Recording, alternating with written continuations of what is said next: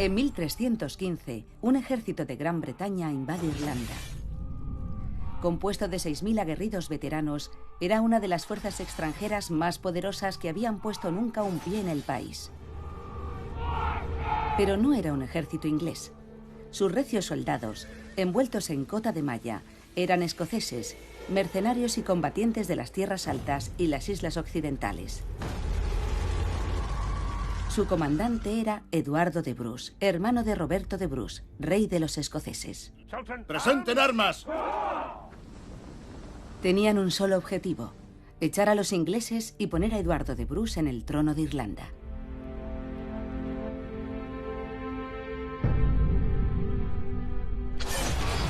Era un plan ambicioso. En más de un centenar de años, nadie había conseguido liberar a Irlanda del yugo inglés. Esta es la historia de dos naciones celtas, una herencia común y una guerra olvidada que pudo haber cambiado el curso de la historia. Después de Braveheart.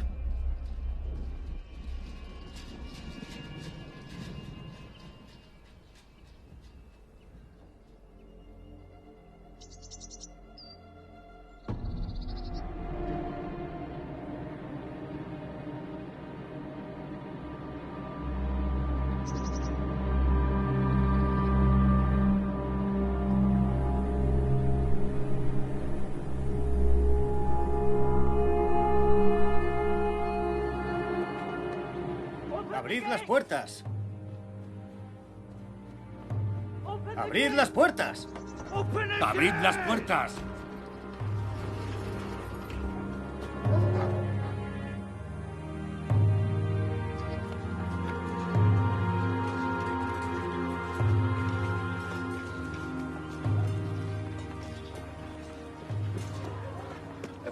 Un mensaje urgente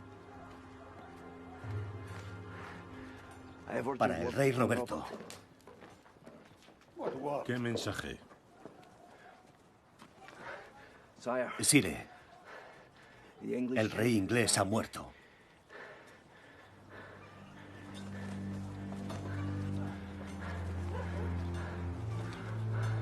Contemplé a aquellos hermanos de ambición sin límite. No había deber inexcusable, juramento sagrado o promesa de obligado cumplimiento que se interpusiera en su meta de alcanzar la libertad para su país.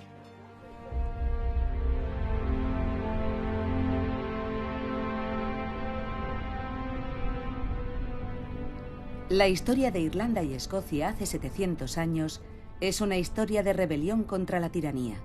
En aquel tiempo, las naciones celtas se enfrentaban a un enemigo despiadado que parecía dispuesto a someter palmo a palmo toda Gran Bretaña e Irlanda.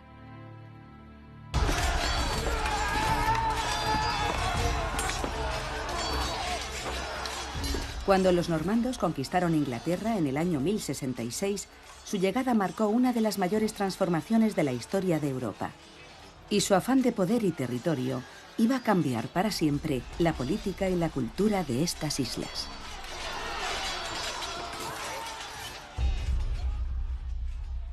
Los normandos procedían del norte de Francia, donde habían sido empleados en la construcción de castillos y entrenados para la caballería pesada.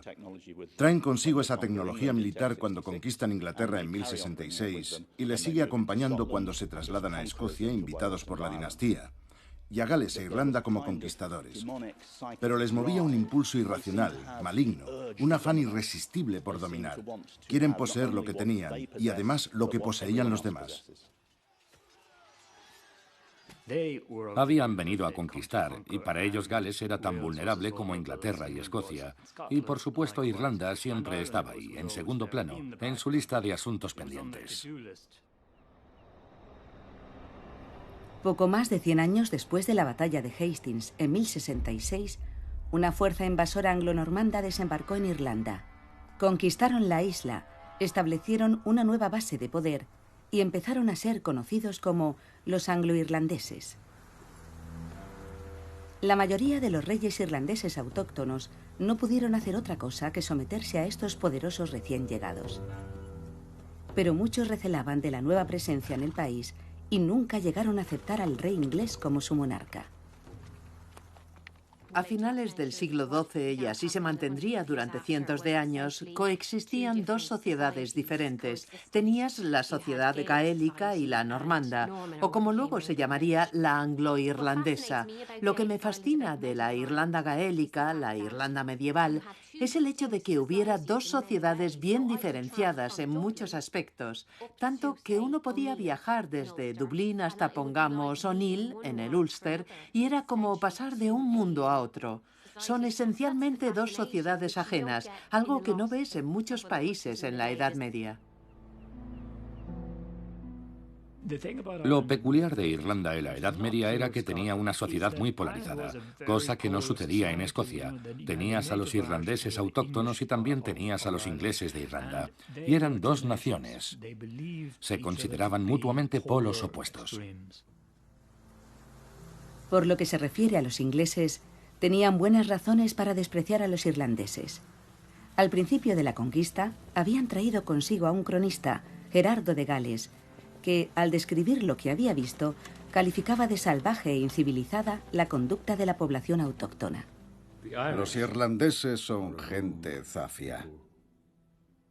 Subsisten con lo que producen sus reses únicamente y viven como bestias. Un pueblo que aún no ha superado las primitivas costumbres de la vida trashumante. Los escritos de Gerardo de Gales inauguran una larguísima tradición de rechazo hacia los irlandeses. Podríamos decir que en cierto modo los enajena, los convierte en algo que se puede combatir por lo que representa. Está justificado. No están dispuestos a renunciar a sus arcaicas costumbres. Entregados a la ociosidad y sumidos en la indolencia, su mayor afán es librarse del esfuerzo. Y su bien más preciado, el disfrute de la libertad. Este pueblo es verdaderamente bárbaro. De hecho, todas sus costumbres son bárbaras. En todo lo que requiera laboriosidad, son unos inútiles.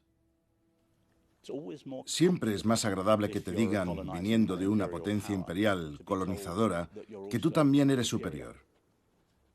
Pero al mismo tiempo hay abundantes testimonios de que, políticamente, a los ingleses les preocupaba la integración.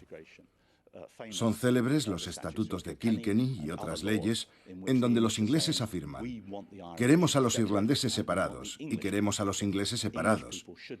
Los ingleses no debían adoptar nombres irlandeses ni cortarse el pelo al estilo irlandés. La ley llegaba a regular cosas así y era una especie de ley de apartheid.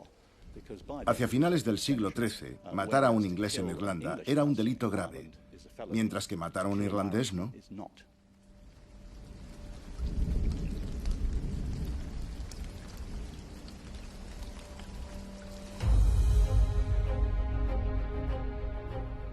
Los irlandeses autóctonos tenían mucha más afinidad con sus primos celtas de Escocia. Ambos territorios tenían una historia común que se remontaba muchos siglos atrás. En esa historia común, los irlandeses fueron los agresores y colonizadores. Desde aproximadamente el siglo III después de Cristo, conquistaron grandes extensiones del territorio vecino hacia el noreste. Los escoceses eran originariamente irlandeses. Se asentaron en lo que ahora es Escocia a principios de la Edad Media. El reino de los escoceses fue un reino irlandés, Dal Riata en gaélico. Hasta el año 1000, decir escocés era referirse a alguien de Irlanda. Los primeros irlandeses que se asentaron en Escocia eran conquistadores. Tendemos a imaginarnos a Irlanda como el lado invadido de la conquista, pero la gente de Dal Riata, que se asentó en la costa occidental de Escocia, vino a conquistar territorio. Y cuando empezó a ser como una pequeña provincia de Irlanda, solo separada por el Canal del Norte, la iglesia irlandesa también se extendió allí. Los invasores llevaban una espada en una mano y una Biblia en la otra. San Columba y otros monjes irlandeses contribuyeron a difundir el cristianismo en Escocia. Las gentes que vinieron a Escocia, con célebres ejemplos como San Columba, pertenecían a dinastías irlandesas. El rey de los escoceses descendía de la realeza irlandesa. Así que hablamos de una suerte de mundo gaélico con una continuidad absoluta desde Cork hasta Argyll. Los vínculos entre ambos territorios eran más fuertes en el Ulster y en Escocia Occidental. Lejos de ser un obstáculo, el mar contribuía a forjarlos. El Canal del Norte podía cruzarse en solo 2 horas en un birlinn, una pequeña galera escocesa parecida al barco vikingo. Estas naves solían utilizarse para transportar soldados entre el Ulster y Escocia. Pero había vínculos más estrechos, vínculos forjados en sangre y amistad. En Escocia predomina el espíritu gaélico y su herencia entronca con Irlanda. Se remonta a Irlanda. En la tradición escocesa, Irlanda era una especie de tierra prometida para ellos, el lugar de donde provenían. Consideraban que su principal influencia cultural era irlandesa. Es posible remitirse a la noción de una Escocia mayor y una Escocia menor, una idea que imperaba en la Baja Edad Media. La Gran Escocia era Irlanda, claro. Así se veía desde el punto de vista irlandés, mirando hacia los confines de Escocia. Hay otra cosa que establece un fuerte vínculo entre ambas naciones, y es la genealogía. Muchos de los clanes de las Tierras Altas, por ejemplo, enseguida te sitúan sus orígenes en Niel de los 9 rehenes y personajes así, y hasta Brian Boru si pueden. Esa conciencia o nexo es otra de las cosas que unen a los pueblos establecidos a ambos lados del canal. En el punto de mayor proximidad, 20 kilómetros escasos separan Escocia de Irlanda. Un ejercicio que hago con mis alumnos es girar el mapa de las Islas Británicas y señalar Tenbury y decirles: ahí tenéis el núcleo del señorío de Bruce. Así se ve Irlanda y las islas occidentales, la costa escocesa y la parte noroccidental de la costa inglesa desde otra perspectiva. Entre un tribunal real de Irlanda y un tribunal real de Escocia a principios de la Edad Media, nadie habría notado la diferencia. El idioma era el mismo, la cultura la misma, las historias que se contaran y en algunos casos las familias serían las mismas.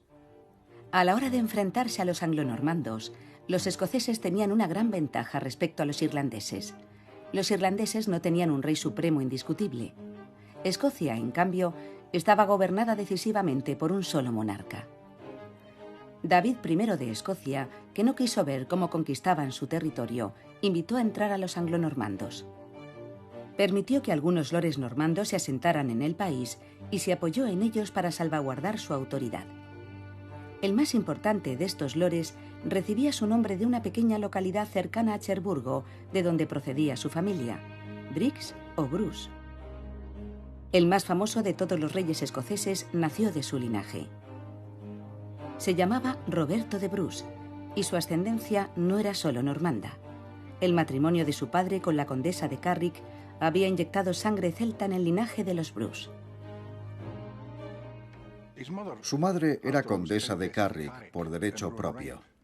Cuenta la historia que cuando conoció al padre de Roberto, señor de Annandale, se enamoró locamente de él. Supuestamente lo secuestró, y esto sí que es una novedad en la historia. Lo secuestró y se lo llevó al castillo de Tenbury.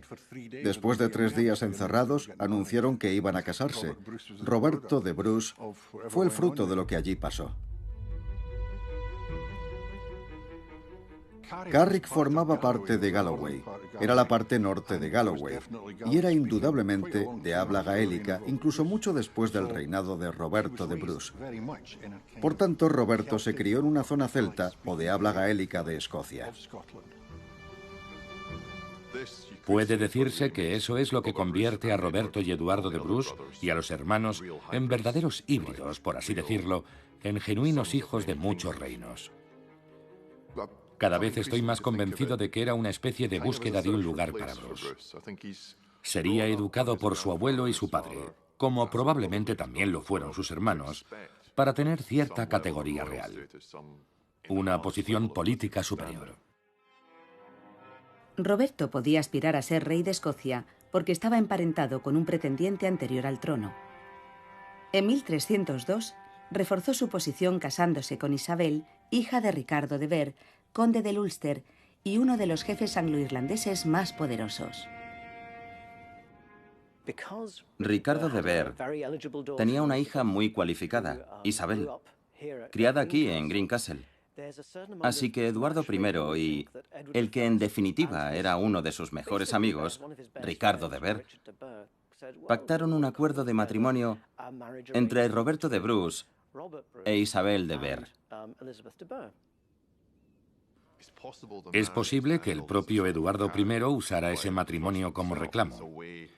Era una manera de tener a uno de los lores que mandaban en el suroeste de Escocia, parte de ese mundo marítimo irlandés, como aliado de Ver, conde del Ulster, y estabilizar así la situación irlandesa. Mientras que Roberto abrigaba el deseo de llevar la corona, Eduardo I tenía sus propios planes para Escocia. Eduardo I era un monarca ambicioso y despiadado, con un éxito arrollador. Y cuando decide, en torno a 1290, que ha llegado el momento de establecer de una vez por todas que él es el Lord Supremo de Escocia, ya no dejará ni un solo momento de hacer esa reclamación. Lo está transformando en otra Irlanda, otro Gales, una tierra, no un terreno. Y pienso que por eso no tarda en convertirse en un personaje muy odiado. Ahora ya existe diferencia entre un escocés y un inglés, y Eduardo la marca.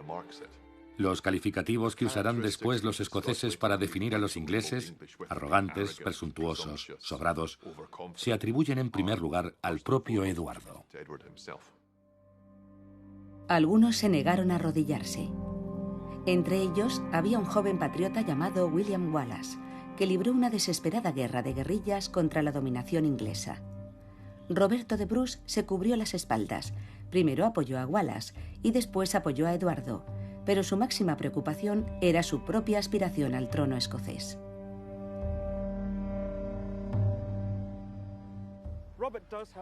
Roberto tiene fama de tener una esquizofrenia leve, aliándose tan pronto con Eduardo y los ingleses como al día siguiente con los escoceses. Pienso que para comprender bien esa duplicidad hay que analizar realmente a Roberto de Bruce en su contexto. Prueba la solución política, la solución diplomática, acercarse durante un tiempo a los escoceses liderados por Wallace para luego abandonarlos y volver a la jurisdicción de Eduardo I como una apuesta más segura.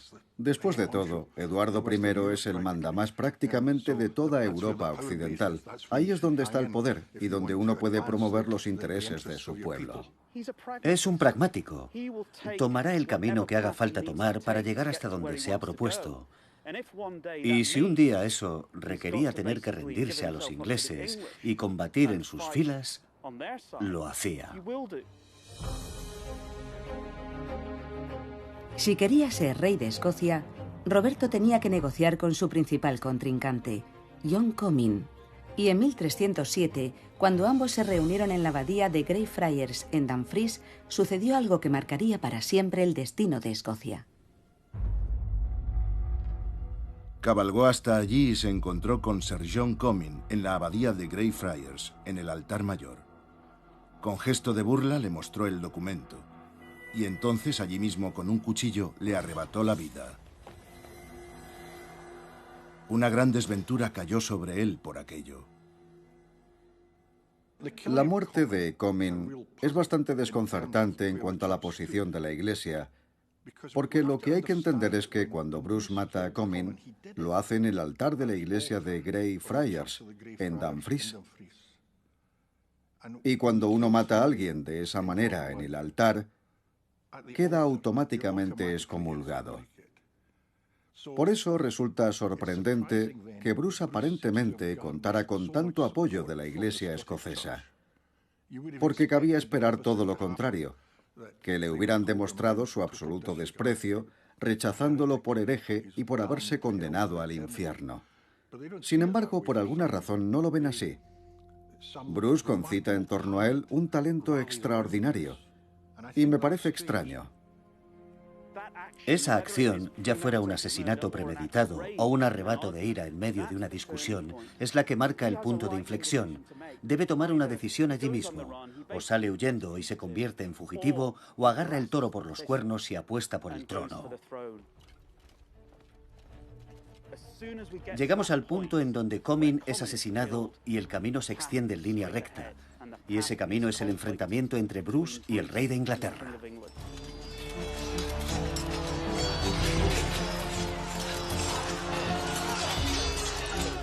Con el apoyo de la Iglesia escocesa, Roberto se había autoproclamado rey de los escoceses. Pero Eduardo I no tardó en actuar para aplastar al rey advenedizo. Capturó a varios miembros de la familia de Bruce y los hizo matar o encarcelar. La esposa de Roberto, Isabel de Vere, fue tomada cautiva. Ahora, Roberto era un hombre acosado. Junto a sus seguidores, que habían quedado reducidos a un puñado de hombres, huyó a las islas occidentales de Escocia.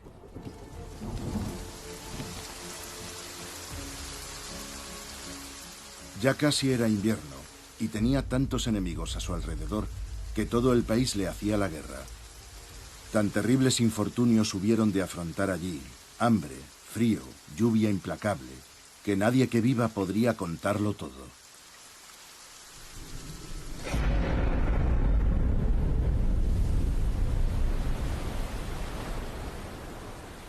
Roberto de Bruce se encontró en Mile of Kintyre, en el mismo límite de Escocia.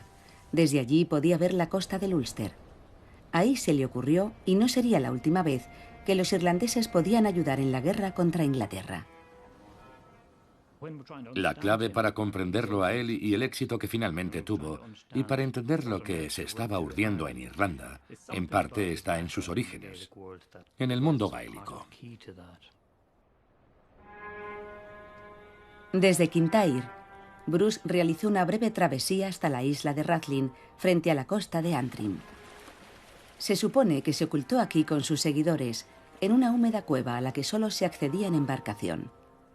Desde ahí, al parecer, planeó recuperar el trono con la ayuda de aliados irlandeses. De hecho, sus dos hermanos menores, Tomás y Alejandro, habían desembarcado en Escocia con un ejército irlandés que habían reunido. Pero su misión fracasó y fueron capturados y ejecutados por Eduardo I. Tendría que pasar un decenio para que Roberto consiguiera forjar su alianza con los irlandeses. ¡Abrid las puertas! ¡Abrid las puertas! ¡Abrid las puertas! ¡Abrid las puertas!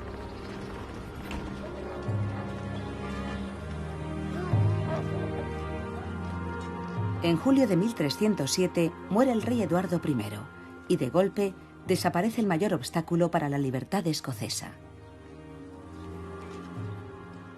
Poco antes de morir, Eduardo manda ejecutar a 2 frailes ingleses por afirmar que Roberto de Bruce es el sujeto de las profecías de Merlín. Eso significaría que Roberto de Bruce es un segundo rey Arturo, que su destino es unir Gales, Irlanda y Escocia contra Inglaterra y expulsar al odiado dragón inglés hacia el Mar del Norte, de donde había venido. El rey Eduardo I pasará a la posteridad como el enemigo más despiadado y vengativo al que jamás se enfrentó Escocia. En su tumba, en la abadía de Westminster, se grabaron las palabras latinas Malleus Scotorum, martillo de los escoceses. Su hijo, quien le sucedió con el nombre de Eduardo II, resultaría ser un adversario mucho menos temible.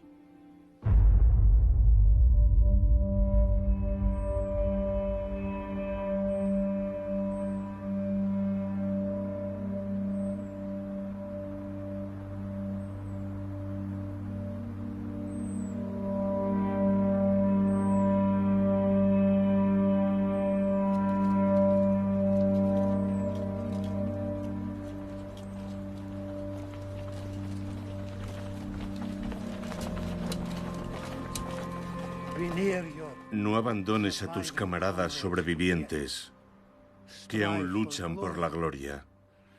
Inspíranos para emular tus acciones y que nuestros esfuerzos den gloriosos resultados.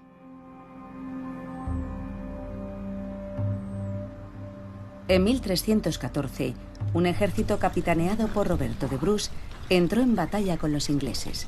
El combate tuvo lugar al sur de Stirling, cerca de un arroyo llamado Bannockburn. Durante cientos de años ha habido desacuerdo en cuanto al emplazamiento exacto de la batalla. En 2013, el arqueólogo e historiador militar Tony Pollard se dedicó a buscar durante un año el lugar donde se libró la batalla más importante de la historia de Escocia y lo encontró. Fue el enfrentamiento decisivo en aquella larga y cruel guerra entre Escocia e Inglaterra, y un caso parecido al de David y Goliat. Los escoceses se enfrentaban al doble de hombres. Antes de la batalla, Eduardo había dirigido el asedio del castillo de Stirling, y este asedio fue el desencadenante de la batalla. Es este asedio el que lleva al ejército inglés a desplazarse hacia el norte. Por tanto, tenemos aquí 3 grandes divisiones de hombres bien entrenados que, en definitiva, representan un triunfo arrollador del hombre común. Estos hombres van a pie. Muchos de ellos son simples comuneros, campesinos, habitantes de pequeñas localidades. Y para los ingleses, que en la base de su ejército tienen a la nobleza, hombres a lomos de caballos prohibitivos, vistiendo armaduras último modelo, tuvo que ser humillante. Fueron literalmente obligados a arrodillarse. Los escoceses les obligaron a morder el polvo. Fue una absoluta catástrofe para los ingleses.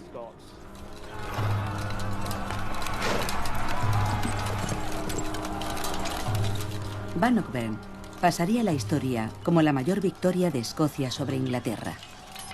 Con paso lento pero seguro, Roberto de Bruce conducía a los invasores por el camino de vuelta a su tierra natal.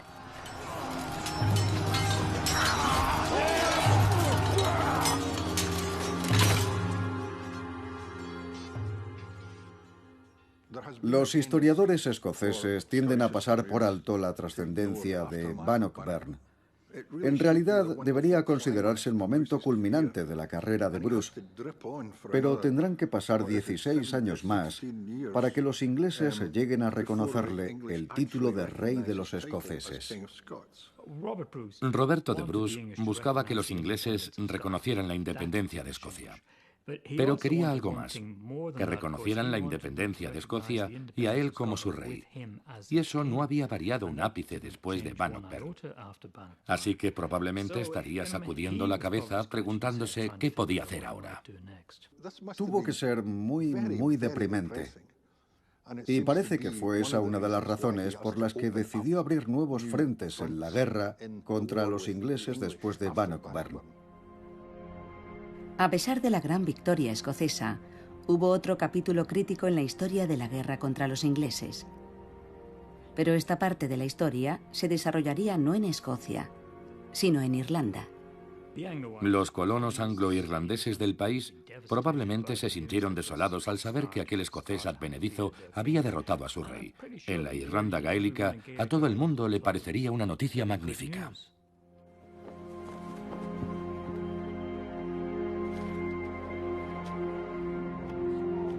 En abril de 1315, Roberto de Bruce convocó un consejo de Estado en Ayr, en el suroeste de Escocia, para decidir sobre la futura campaña. Siempre se ha pensado que fue allí desde donde Roberto de Bruce envió su célebre carta a los irlandeses.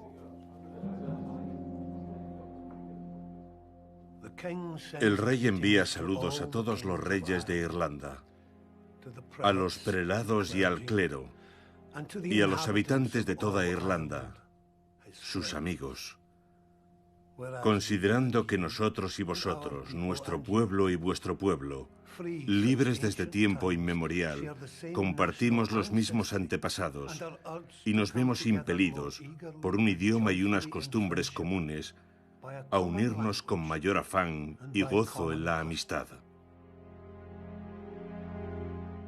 No fue descubierta hasta la década de 1950. Es una carta tremendamente interesante de Roberto de Bruce, un llamamiento imperioso a los irlandeses para que sumen fuerzas con los escoceses. Una invocación del vínculo ancestral que existe entre ambos. Pero, ¿y si la carta corresponde a un periodo muy anterior? ¿Siempre había estado en el ánimo de Roberto de Bruce unificar las naciones celtas? Sean Duffy, del Trinity College de Dublín, cree que la carta fue escrita hacia el año 1306, cuando Roberto y sus seguidores estaban en la isla de Rathlin. Si se analiza la letra pequeña de la carta, sus enviados son dos hombres llamados T y A. Solo indicó las iniciales porque era la manera de que la carta sobreviviera. Casi seguro que los enviados a los que se refería Roberto en su carta eran sus hermanos, Tomás y Alejandro. Y por tanto la misiva dataría del invierno de 1306-1307, cuando estaba atravesando tantas dificultades y se aferraba al trono de Escocia. Necesitaba una alianza con los irlandeses para sumar fuerzas frente a los ingleses. Hemos enviado a nuestro bien amado compatriota, el portador de esta carta, para que negocie con vos en nuestro nombre sobre el fortalecimiento permanente y la preservación de la inviolabilidad de la especial amistad que nos une, para que, con la voluntad de Dios, nuestra nación sea capaz de recuperar su libertad secular. Hay quien piensa que la carta de Roberto de Bruce, que era de origen predominantemente anglo-normando, era un ejercicio de puro cinismo. ¿Cómo se atrevía a hablar de nuestra nación, los escoceses y la nación irlandesa, y nuestra lengua común, como si él hablara la lengua gaélica y estuviera imbuido de todo lo gaélico? La carta es auténtica. En mi opinión, fue enviada justo al comienzo de su reinado. Pienso que con ella logró un gran respaldo en Irlanda y que, por tanto, tenemos que aceptar que había un lado gaélico en el personaje de Roberto de Bruce. Pienso que la existencia de este documento, y creo que en esto Sean lleva razón, indica que ya había un entendimiento antes de la carta, que ya existía cierto sentido de lo que podría ser una nación. Es muy contundente. Tiene la categoría de declaración, por así decirlo, si es que existía algo que pudiera considerarse la nacionalidad gaélica como tal. Aquí la cuestión es si debemos usar un término actual para describir un concepto del pasado, cuando ellos mismos no tenían una palabra para designarlo. Ese es el problema. Por tanto, si nacionalismo es una palabra que no aparece en la lengua inglesa hasta el siglo XIX, ¿podemos aplicarla a la gente que vivía en el siglo XIII o XIV? Pero si no es nacionalismo de lo que estamos hablando, sería lo mismo con otro nombre.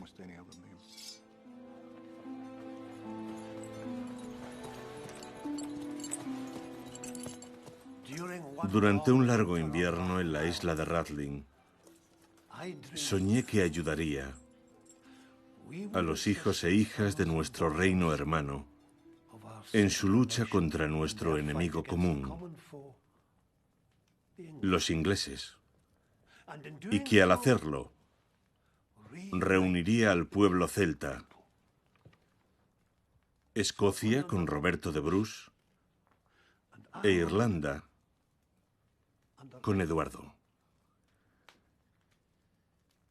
¿No fuimos colonizados por los irlandeses? ¿No estamos ligados por la sangre, la familia y el idioma?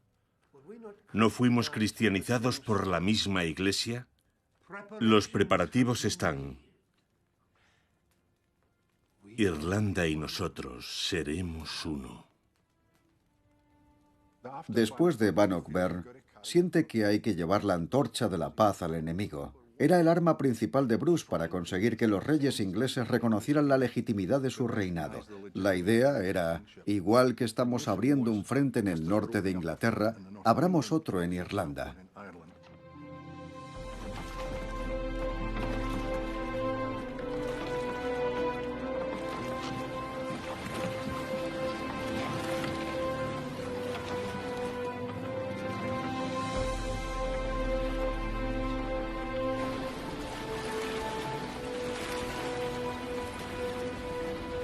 Reunió a hombres de enorme valentía y el siguiente mes de mayo embarcó en Ayr y puso rumbo directo a Irlanda. Acometían un gran proyecto cuando, siendo tan pocos los que allí había, se disponían a conquistar toda Irlanda donde encontrarían a muchos miles armados para enfrentarse a ellos. Y aunque eran pocos, eran valientes.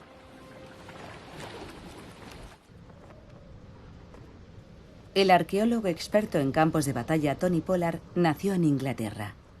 Sus abuelos son de Irlanda y él vive y trabaja en Escocia.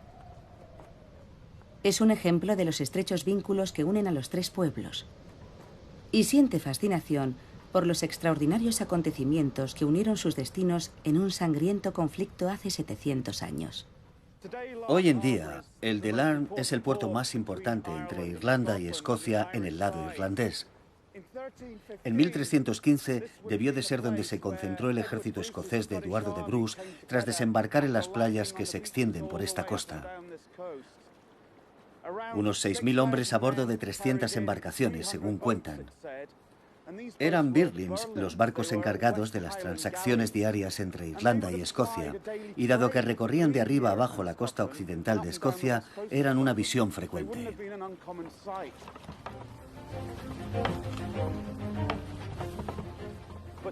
La visión desde esas colinas que tenemos detrás, de 300 juntas viniendo hacia la costa, debió ser sobrecogedora.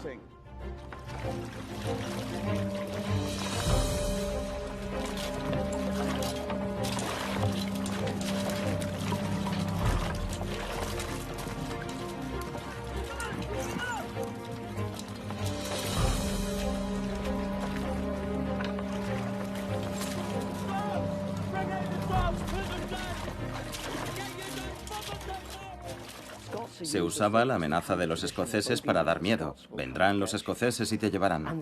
Pero aquel mes de mayo ya no les separaba una franja de terreno, sino que estaban ahí. Toda la comunidad anglo-normanda entró en pánico. En ningún momento pensaron que terminarían luchando contra los escoceses en su propia casa.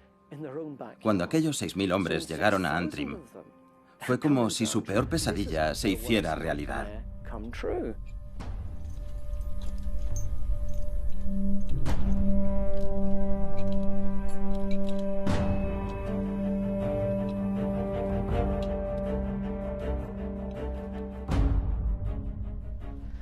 Mire, ¿ve lo que hay allí? ¿Eso? Qué cerca, ¿no? Es Elscreg. Sí. Entonces eso es Escocia. Escocia. Estamos en la colina que domina Larne, en la costa, y se cuenta que aquí es donde tuvo lugar la primera batalla de la campaña. Cierto, aquí fue donde Sir Thomas Mandeville reunió a todos los lores normandos del Ulster, los Bisset, los Savage, los Logan, y los reúne aquí porque desde aquí podía ver Larne.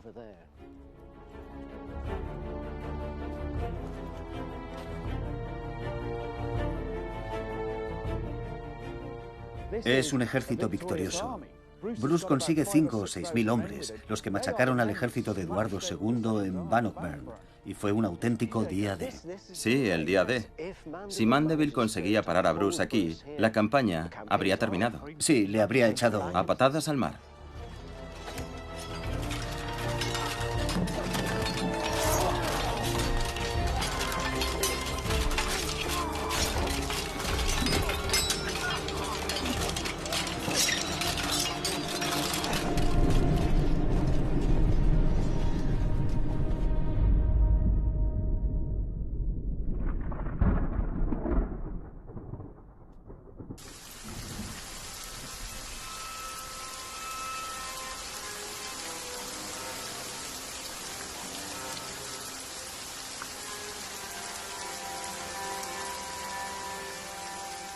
Eduardo de Bruce sabía que podía contar con algunos aliados en Irlanda. El primero y principal se llamaba Donald O'Neill, rey de Tirón, quien se había comprometido a apoyar a los escoceses. Roberto había hecho útiles preparativos, pero no conseguiríamos el éxito en Irlanda sin la ayuda de las familias irlandesas, cuya actitud hacia él era el eje en torno al cual giraban sus planes. Donald O'Neill descendía de los antiguos reyes de Irlanda. No le cabía la menor duda sobre su linaje real y el lugar que él mismo ocupaba en la cúspide de la pirámide de poder en la Irlanda gaélica. El problema era que otros muchos irlandeses rechazaban sus pretensiones de convertirse en rey supremo. Si uno era descendiente de Brian Boru, no tenía que estar necesariamente convencido de que eran los antepasados de O'Neill quienes tenían el monopolio del sumo reinado. Él era realista y reconocía que posiblemente convenía más a sus intereses que todos se unieran en torno a otra figura. Seguramente, como todos los políticos y como todos los hombres con poder, le movía el beneficio que podía obtener. Aunque la morada del irlandés sea pobre y su espacio reducido, él ve su pequeña parcela como la parcela de todos.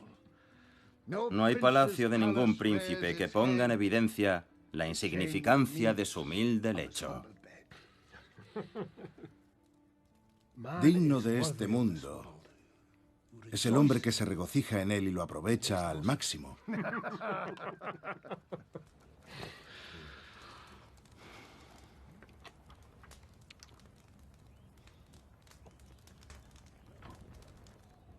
El rey inglés y los lores ingleses, nacidos en Irlanda, han infligido sin piedad crueles heridas en nosotros y nuestros antepasados. Nos han obligado a vivir en montañas, bosques, pantanos y otros sitios inhóspitos como animales salvajes. No solo la población laica, sino también parte del clero, afirman que ya no es pecado matar a un irlandés, como no lo es matar a un perro u otra criatura inferior. Estamos obligados a declararles una guerra letal. Si vierais la ocasión de recibir asistencia para repeler a un invasor o atacar a un enemigo, llamad a Escocia. Vuestra hospitalidad le ha enseñado a ser agradecida. Y en su corazón, vuestra amabilidad ha dejado una profunda impresión.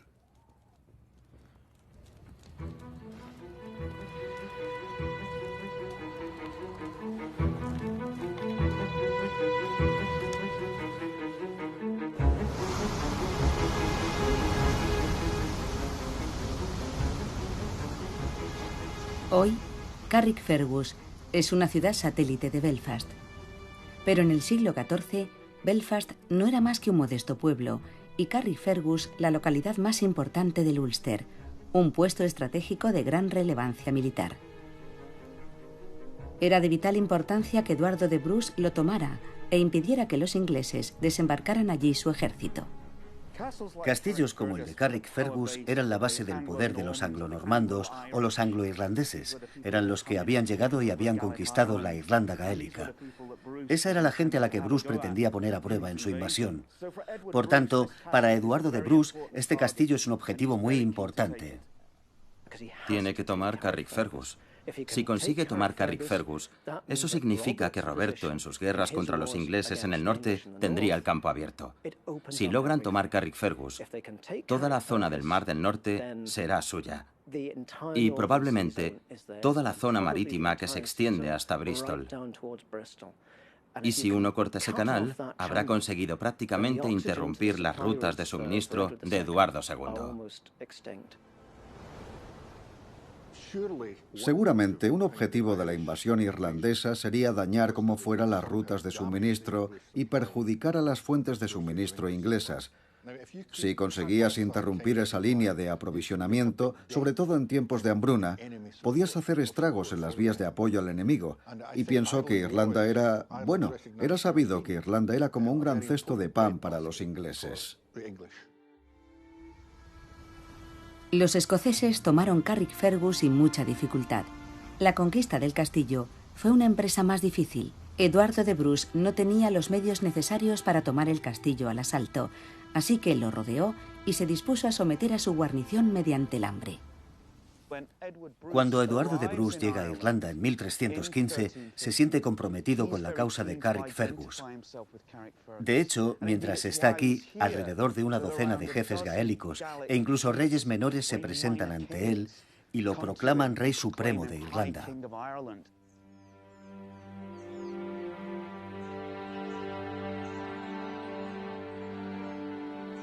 Entonces todos los reyes de los irlandeses acudieron a Ser Eduardo y le rindieron pleitesía. Ahora estaba bien posicionado para conquistar todo el territorio. Tenía de su parte a los irlandeses y al Ulster. Salve Eduardo de Bruce, rey supremo de toda Irlanda. Una vez que Eduardo es proclamado rey supremo de Irlanda, muchos líderes gaélicos deciden apoyar la invasión de Bruce. Aliarse a un rey escocés en Irlanda era preferible a apoyar a un rey inglés ausente. Los Bruce tenían aliados irlandeses que les convencieron de que el plan podía funcionar. Los irlandeses querían echar a los ingleses, pero se habían revelado incapaces de unirse tras una sola figura en Irlanda. Por tanto, lo mejor era conseguir a alguien de fuera de Irlanda capaz de aglutinarlos.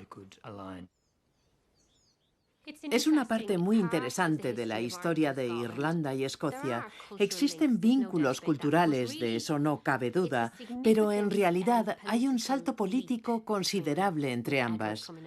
Eduardo llega y reclama la suprema corona, y habrá quien diga que estuvo mal aconsejado, que fue una maniobra política de prestidigitación, pero yo pienso que en realidad indica que había un reconocimiento, aunque fuera político, un reconocimiento de que había una posibilidad, de que había algo que él podía impulsar. Los vínculos eran sólidos y se habían mantenido desde la Baja Edad Media. La invasión tomó por sorpresa a los anglo-irlandeses, que además reaccionaron con lentitud. El rey inglés ordenó a su representante en Dublín, Edmund Butler, que reuniera a los lores anglo-irlandeses y formara un ejército. El más poderoso de estos lores era Ricardo de Vere, conde del Ulster. Era, además, el suegro de Roberto de Bruce. Los escoceses marcharon hacia el sur atravesando las tierras de Vere en el Ulster hasta llegar a un desnivel entre Slievelgalion al oeste y los montes Cooley al este. Esta zona se conoce como el Paso de Moiri y todavía hoy constituye un importante pasillo entre el norte y el sur de Irlanda. Eduardo de Bruce estaba siendo conducido a Leinster por gente que tenía antiguas cuentas pendientes con lores anglonormandos locales. La familia anglonormanda de mayor renombre era la de los de Verdon, con extensas propiedades en las áreas de Meath y Louth. Los de Verdon habían impuesto un violento régimen al pueblo, basando su reinado local en el miedo y la extorsión. Este era el castillo de la familia de Verdon, que sería una pieza realmente importante en la lucha contra la invasión escocesa.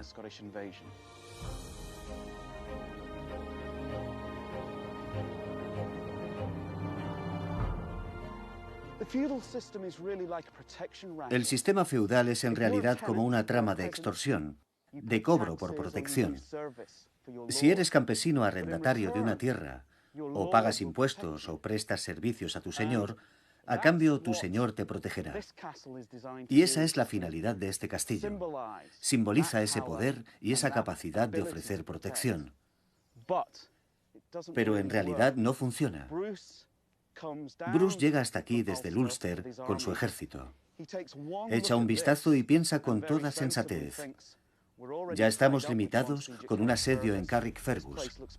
Este lugar parece inexpugnable, así que será mejor rodearlo. Y lo dejaron sin más. Pero como hay más de una forma de despellejar un gato, deciden incendiar la localidad cercana de Dundalk. Y con ello, demostrar a la población local que sus dueños y señores ya no tienen capacidad para protegerlos. Consiguen el mismo resultado que tomando el castillo, pero por el camino fácil.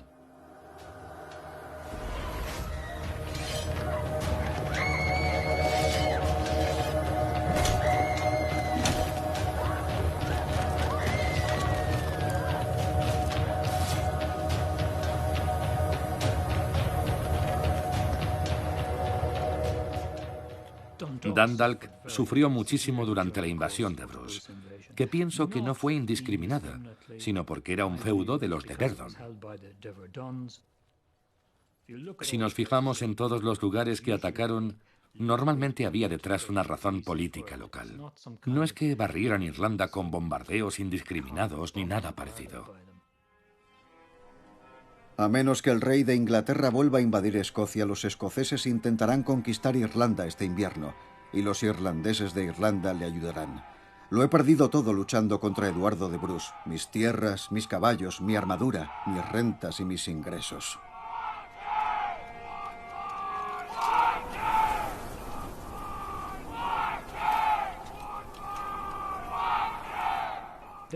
Apenas hubo oposición concertada contra Eduardo de Bruce.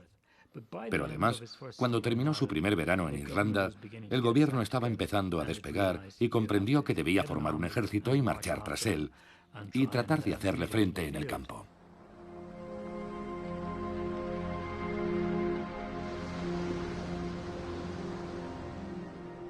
Ricardo de Vere era conde del Ulster. Creó un reino casi inexpugnable, invencible para él.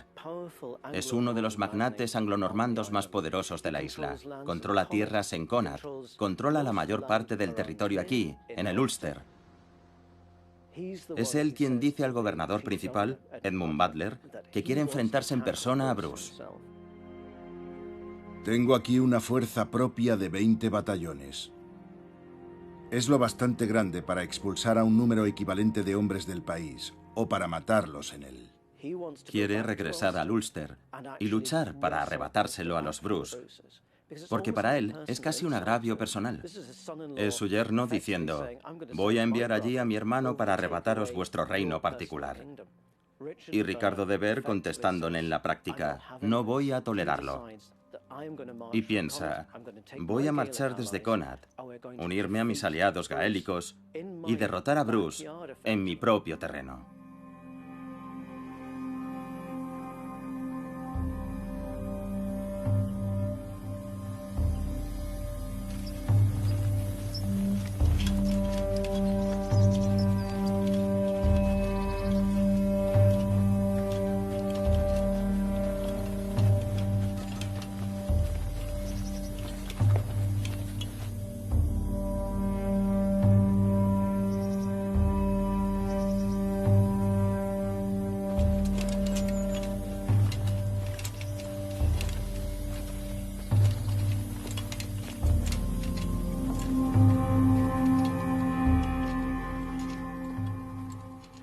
Viendo este lugar, ¿no cree que es como si esta parte fuera más prehistórica?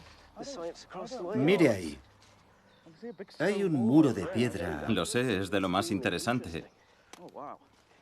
Mire qué grandes son los sillares. Sí, pero se está derrumbando. Lo sé. Esto se conoce como el antiguo fuerte, y en Conoroy como la trinchera. Pero es una mota, ¿no? De algún tipo. Así es. ¿Por qué está aquí? ¿Qué función cumplía? Bueno, Connor era un centro eclesiástico anglonormando muy importante. Pensamos que pudo haber sido fortificado para que cuando de Vere fuera en persecución del ejército de Bruce, se encontrara de repente sin provisiones. Venía de Antrim hasta aquí porque había reservas de todo lo que necesitaban. Bien, él viene aquí a defenderlo y toma los depósitos. Bruce está ahí fuera, vigilándole.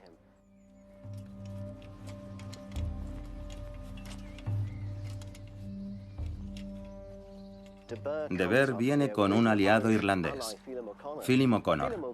Sin embargo, O'Connor, que está a medio camino de la campaña de persecución, vuelve sobre sus pasos hasta Connacht.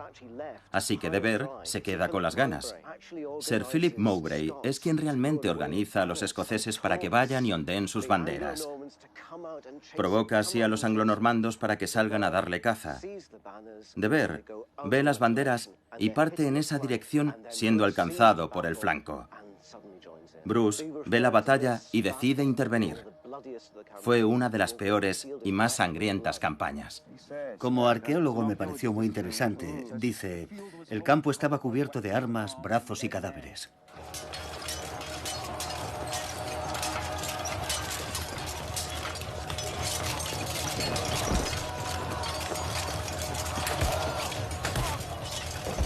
El campo se empapó de sangre enseguida.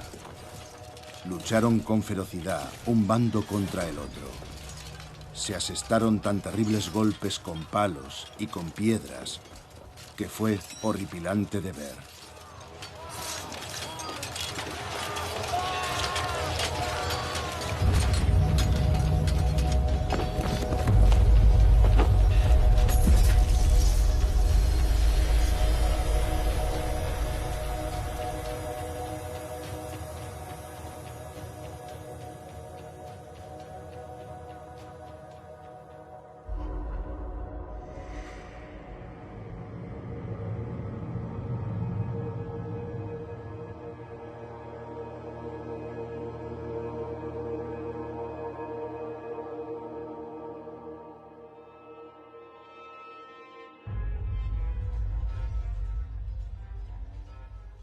De Ver es el lord más poderoso de Irlanda. Es hermano de batalla de Eduardo I. Estuvo en Bannockburn. Tiene mentalidad militar. Es un buen guerrero. Pero, aunque aquí se presenta como un ser todopoderoso tras la batalla de Connor, su poder ha quedado prácticamente destruido. Se va de aquí destrozado. Después de Connor, el Ulster es escocés. Ya no es en absoluto una propiedad de Ver. Si antes pensaba que podía enviar un mensaje a los Bruce, ese "alto ahí, este es mi feudo", lo que al final sucede es que tiene que abandonar el Ulster. Huye del Ulster. Los anales de Connacht se refieren a él con nostalgia, como un alma errante, de una tierra a otra, sin tierras y sin poder.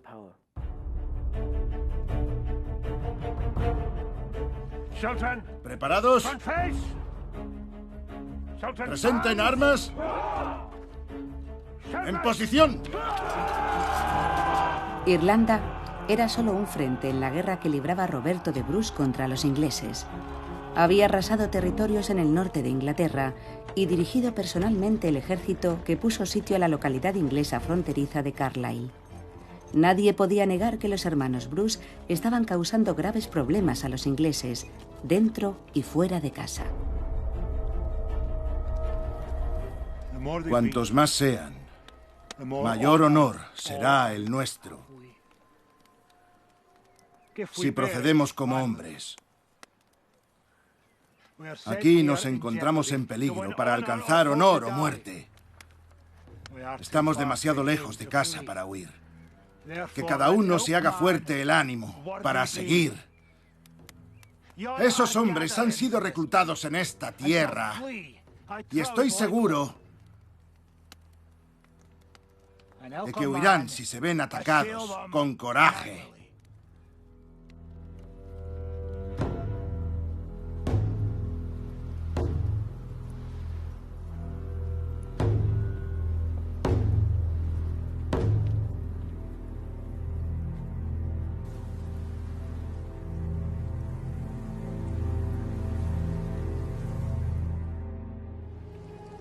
Pero si el cielo descarga su ira sobre mí y los míos, ¿qué será de nosotros? Temo que habrán de enfrentarse a la ira de dos reyes para convencerles de su lealtad. Prepárate para la guerra. La traición acecha sin pudor en Irlanda, también en medio de la nobleza.